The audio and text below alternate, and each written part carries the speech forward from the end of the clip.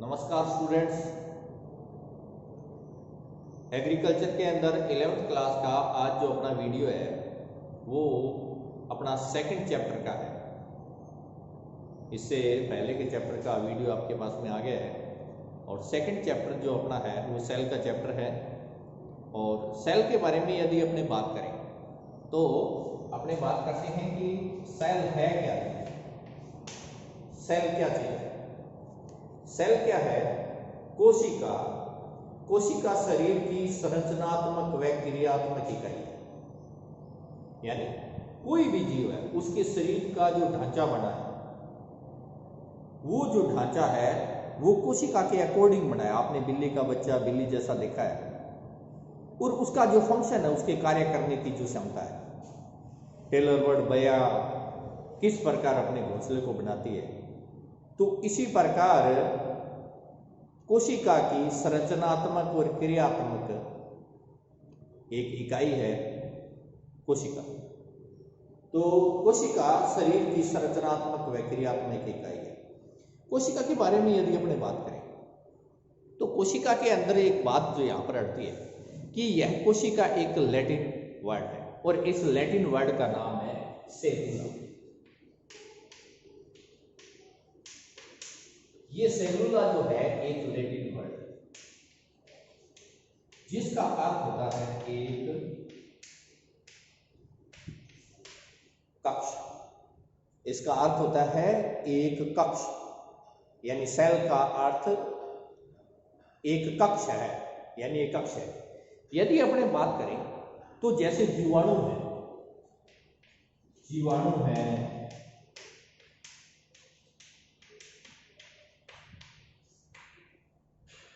है, विषाणु है, इनका शरीर एक ही कोशिकाओं का बना होता है। तो ये क्या हो गए? एक कोशिकीय जंतु हो गए जिनमें एक ही कोशिका होती है, एक ही सेल होती है, एक ही कक्ष होता है। वो क्या है? एक कोशिकीय जंतु हो गए। इसी प्रकार अपने देखें कि जिन जंतुओं के अंदर इस तरह से बहुत सारे कक्ष है, बहुत कक्षक है, ठीक है ना, यानी जिसमें ज्यादा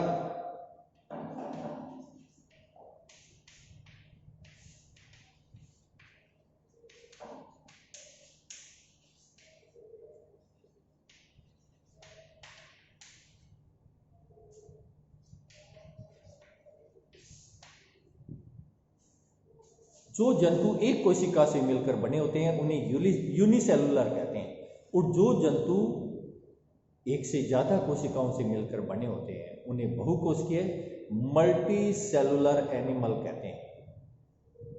उन मल्टी सेलुलर एनिमल के अंदर पादप और जंतु, और एक कोशिकीय जंतु के अंदर जीवाणु और विषाणु। अब यदि अपने बात देखें कि जो सेल है वो सेल क्या है, एक अपने बात करें तो कोरक की स्लाइस है। जैसे ये प्लांट है, इस प्लांट का ये जो भाग है, ये छाल जो है, ये क्या है? कोरक की क्या है? कोरक की स्लाइस। यदि इसके टुकड़े को लेकर देखें तो इस टुकड़े के अंदर अपने को इस तरह का अपने को इसमें क्या मिलेगा? इसमें अपने को स्ट्रक्चर मिलेगा। तो यानी जो सबसे पहले जिस कोशिका को खोजा था वो खोजा था रॉबर्ट हुक ने, और रॉबर्ट हुक ने 1665 के अंदर इस तरह से कोशिका को खोजा था। रॉबर्ट हुक, डेड सेल थी, ये मृत कोशिका थी।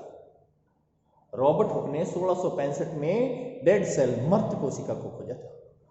इसके बाद में एंटोनी वॉन ल्यूवेनहॉक ने क्या किया था? जीवित कोशिका की। किसने? Antony von Leeuwenhoek.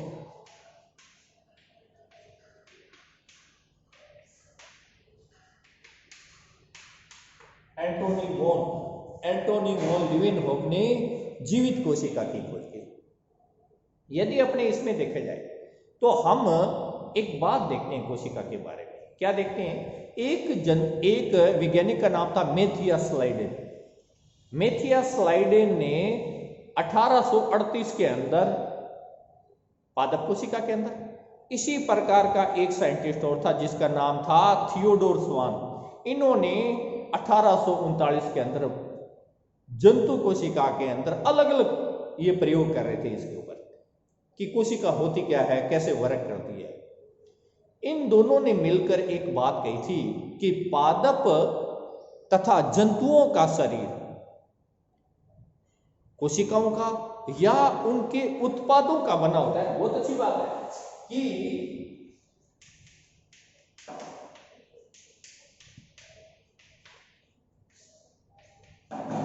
सेल से या उनके प्रोडक्ट से, उत्पादों से बना होता है।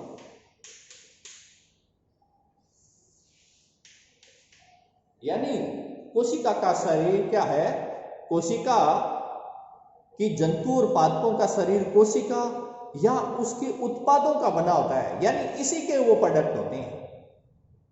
इस बात को क्या कहा था,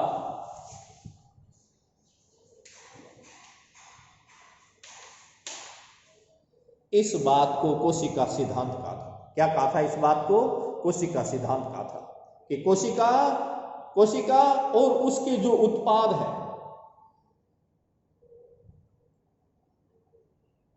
इसी बात को क्या कहा था, सेल थ्योरी कहा था, कोशिका सिद्धांत कहा था।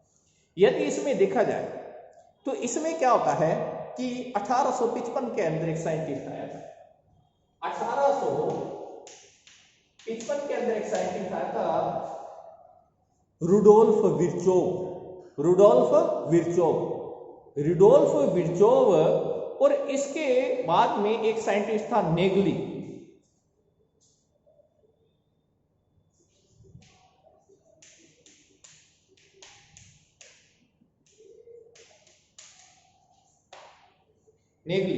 ये जो नेगली था, ये 1846 के अंदर इसने ये बात बताई थी, और इसने ये 1846 में बात बताई थी। रुडोल्फ विर्चोव ने 1855 में बताई थी। क्या बात थी, इन्होंने एक बात बताई थी कि नई कोशिकाओं का निर्माण पूर्ववर्ती कोशिकाओं के विभाजन से होता है। यानी विभाजन वाली बात बता रही है।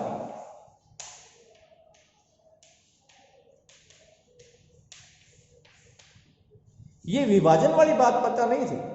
एक व्यक्ति के घाव हो गया, वो घाव भर जाता था, ये ईश्वर ने भरा है, यानी ये मिथ्या धारणा ही थी सारी। हड्डी टूट गई तो उसने पाठ पूजा की तो उसकी भर गई, मिथ्या धारणा थी उस समय। लेकिन रुडोल्फ विर्चोव और नेगली ने यह कहा था कि नई कोशिकाओं का निर्माण पूर्व कोशिकाओं के विभाजन से होता है। The new cell are formation for pre existing cell by division. उनके डिवीजन के द्वारा क्या होगा, विभाजन के द्वारा। जो मुख्य बात थी ये थी कि विभाजन के द्वारा नई कोशिकाओं का क्या होता है, निर्माण होता है।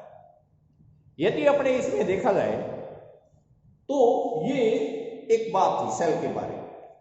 लेकिन यहां पर एक बात है कि कोशिका सिद्धांत,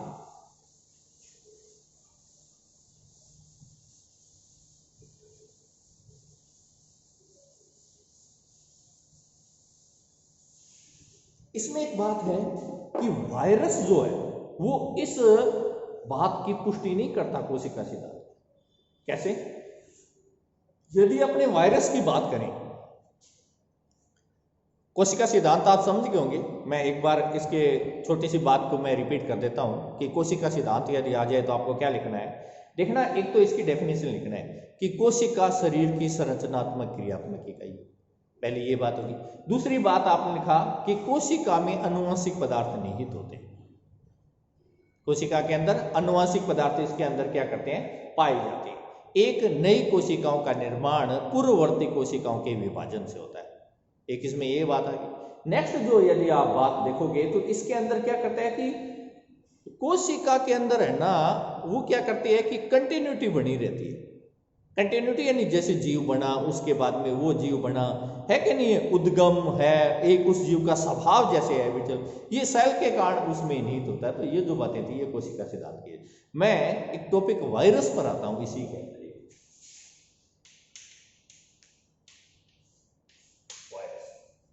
वायरस कोशिका सिद्धांत की बात की पुष्टि नहीं करता। देखो, एक तो बात आते हैं कि इसमें स्वतंत्र विभाजन, वायरस के अंदर क्या है, स्वतंत्र विभाजन नहीं पाया जाता।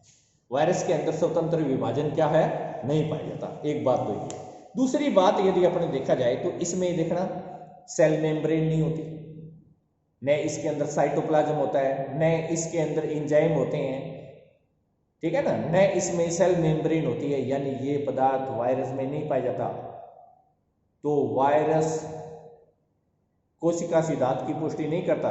नेक्स्ट बात है, इसमें न्यूक्लिक एसिड या तो डीएनए होता है या आरएनए होता है, जबकि हमारे अंदर जो सेल है और है उनमें क्या होता है, उनमें आरएनए भी पाया जाता है और डीएनए भी पाया जाता है, जबकि उनमें है ना एक ही अनुवांशिक पदार्थ, बोले तो केंद्र कमल, बोले तो न्यूक्लिक एसिड, एक ही उसके अंदर पाया जाता है। तो इस तरह से वायरस जो है इस बात की पुष्टि नहीं कर सकता कि वह, इसीलिए वायरस को हम क्या कहते हैं, सजीव और निर्जीव की मध्य की योजक कड़ी।